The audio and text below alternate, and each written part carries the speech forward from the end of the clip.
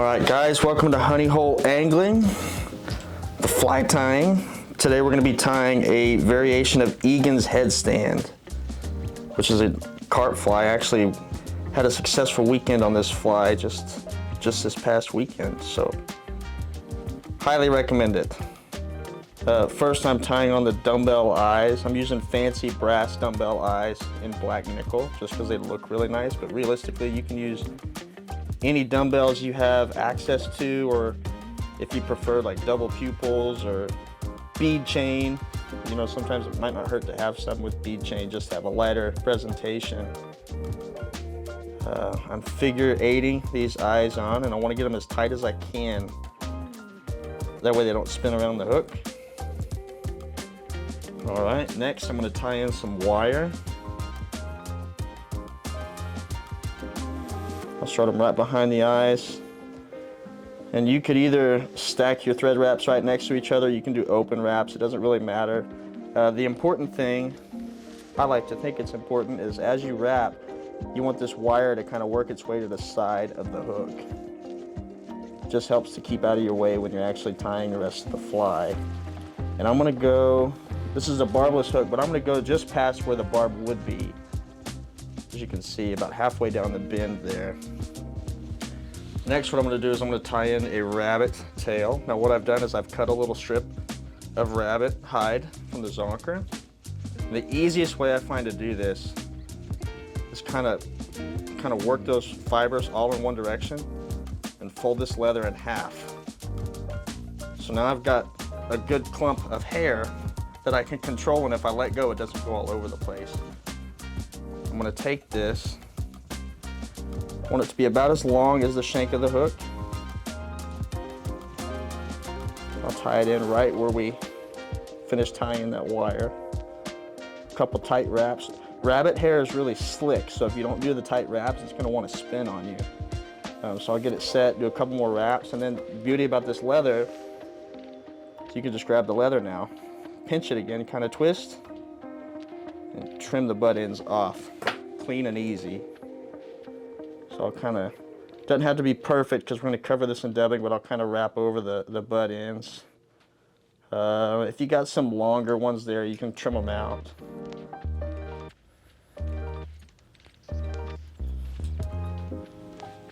Just kind of keep them out of our way. Looks good. So now what I'm going to do, make sure your thread is right where you tied in that rabbit hair. I'm going to take some dubbing. And we're going to start covering that hook shank in dubbing.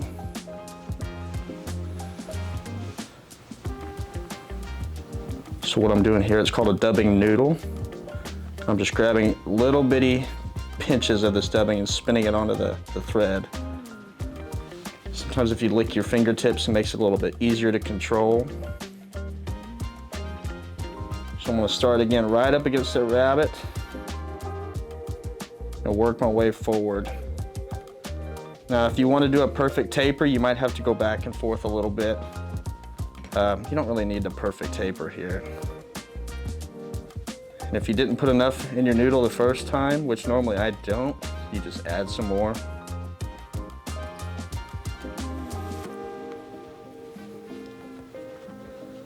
This past weekend, every time I threw this fly at a carp, they nailed it as if it was their last meal.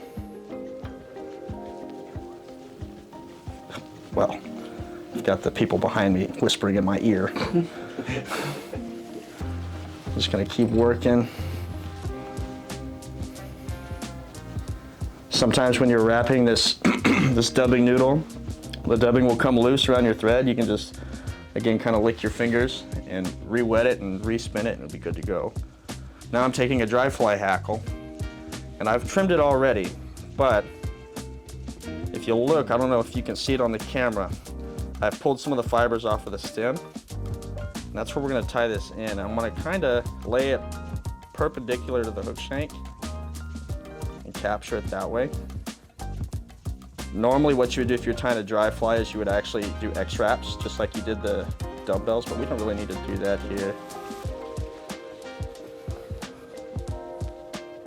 I grab the hackle, and I'm gonna wrap it around the hook shank in the opposite direction that I would the thread. And the reason we do that, we're wrapping backwards. Oh. So when I get to the end, I'll start wrapping that wire over it to lock it in place. And if it's going in the same direction you wrap the wire, it won't hold on to it very well. Uh-oh. Apparently these Hackle pliers don't hold on very well either.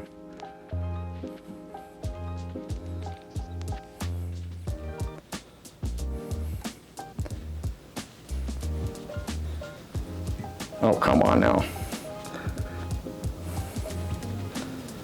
We'll just roll with it.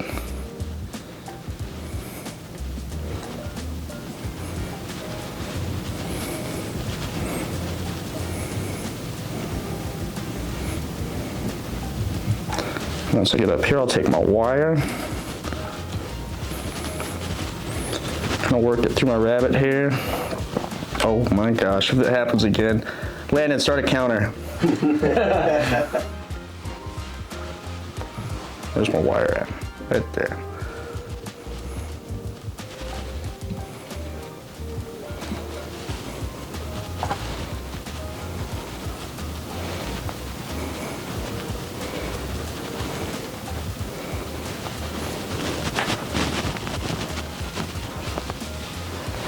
Now I'll take my wire and wrap it. Oh man, I'm gonna throw this vise across the room. Okay.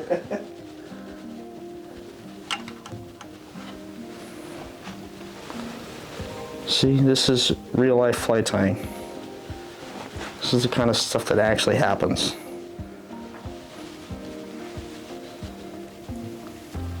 All right, now I'm gonna take my wire and wrap it back the normal direction you would wrap your thread, and I'm gonna kind of wiggle it through those hackle fibers as I'm going through so I don't trap,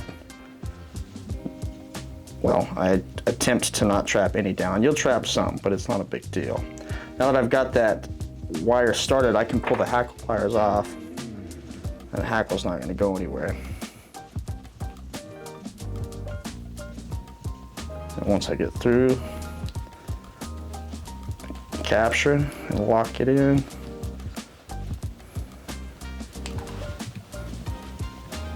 You can either helicopter, or if you've watched recent videos, past videos, I've got a pair of bad scissors I'll use to cut wire. Next, what we'll do,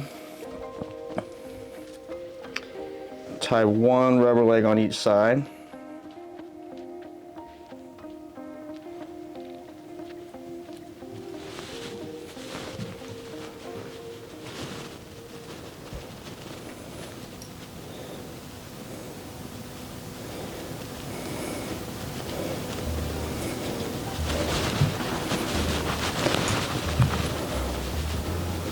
You want to try to get them right on the side of the hook shank so that when you trim these, they're going to stick straight out. Real quick before I forget, we're going to trim off our excess hackle stem. Okay. Now we're going to repeat what we did with the rabbit and the tail, but we're going to do it and make a wing with it. Fold that leather in half. Try to work all these fur fibers forward. And I like this wing to go about 1/3 of the way into the tail, roughly. So we got it. Capture behind the eyes.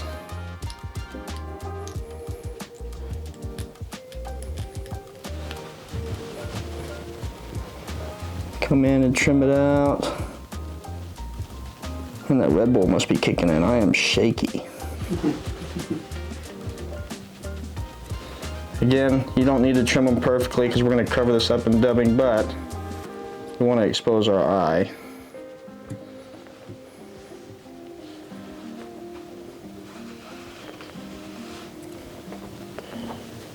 Cool. Now, I usually like to pick a dubbing that contrasts with the body. something that kind of complements the color of the eye. That's more for me than anything. So I'm gonna pull this darker blackish brown out.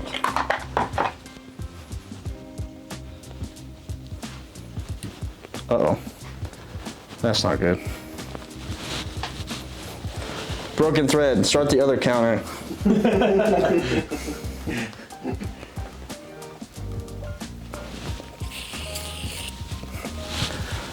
We have Grant from Hill Country Fly Works joining us today, and I don't know if he watched the crab fly tying video, but I broke my threads so many times. Did I say Hill Country Fly Fishers or Fly Works? All right, got it right the first time. Foul Street Brewing. Yeah, Hill Country Fly Fishers, that he works at Foul Street Brewing. Okay, we're back in business. Make sure my thread is good and captured. Okay.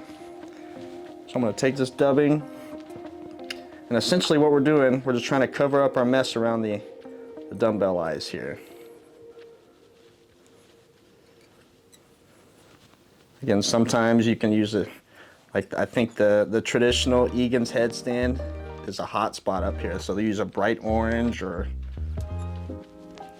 just depends on the fish you're going after. We'll make our noodle. And I'll start with a couple wraps behind the eyes. Then I'll cross over. And I'll cross over the other direction so we can get a nice coverage of the bottom of those dumbbell eye. Again, if you need to add more dubbing, no big deal.